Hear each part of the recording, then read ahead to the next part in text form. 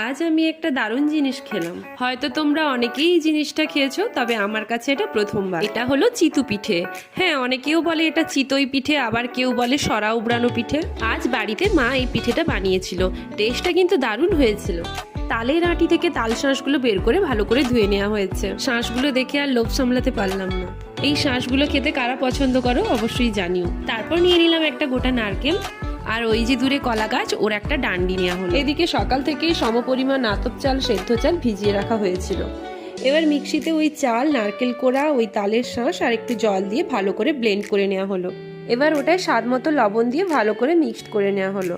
বর্তমান দিনে আমরা হয়তো অনেক আধুনিক জিনিসের ব্যবহার করি, কিন্তু ওই আগেকার দিনের মতো সরা, খুরি, কাঠের উনুনের যে পিঠের রান্না, ওর স্বাদ কিন্তু অতুলনীয়। তো সরা উপরে 1 মিনিট মতো রাখার পর জিনিসটা ঠিকঠাক পাকিয়ে যায়। এদিকে মায়ের পিঠে করা শেষের দিকে। পিঠেগুলো জাস্ট দারুণ হয়েছিল।